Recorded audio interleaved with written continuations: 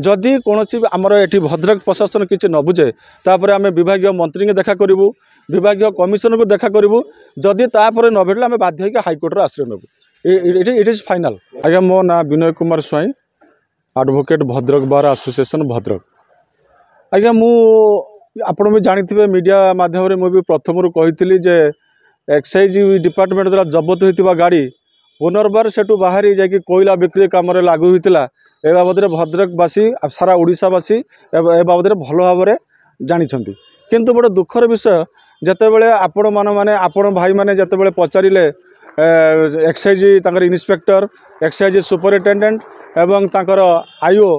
M जो पचारे से माने जो कथा से कहले आर कौन कथा क्या सहित तालमेल रोना जड़े आज्ञा कौच आज्ञा आम पठाऊलु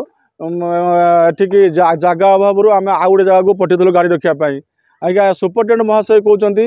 आज्ञा मुझे आदेश देना जे गाड़ी को सीटू इंचे भी हटेवाई आज्ञा आईओ जे कहते आज्ञा ए घटना विषय मुझे जानी ना गाड़ी केमी गला तेणु आपण मैंने मोटे भल भाव जानते ए बाबद कौन एक्चुअली घटना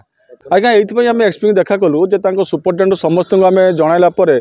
टाउन थाना एफआईआर देलापर आपणकर रूराल थाना एफआईआर देलापर जते विभाग अथॉरिटी को सुपरिटेडेंट को जनइला आज्ञा निजक निजे सेव करने बर्तमान से व्यस्त कि आम कथा कि शुणुना तेणु बाध्य आसलु एसपी को जनवाई जे बाबद कौन कार्यानुष्ठान आज पर्यटन ग्रहण कर आज्ञा आम यह चाहूँ जे जो मैंने एक दोषी ना मुझे आज्ञा इन्स्पेक्टर महांती मैडम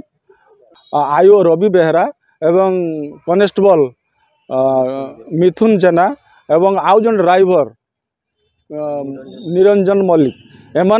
एमान को प्रथमे डिसमिस करवा चाकरी दरकार कारण एमाने रक्षक होकर भक्षक साउचंती कारण होचे या जे ताको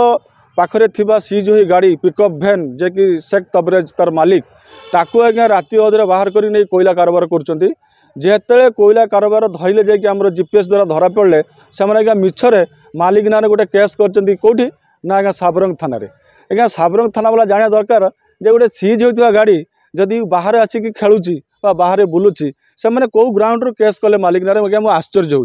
तेणु मो निश्चित भाव दृढ़ निश्चित भाव कहि कि जे एमाने समस्ते गोटे स्वतंत्र भाव मिलमिशि एक योजना करिसेंती जे एभलिया गोटे विराट बड़ केस रू रक्षा पाइबा।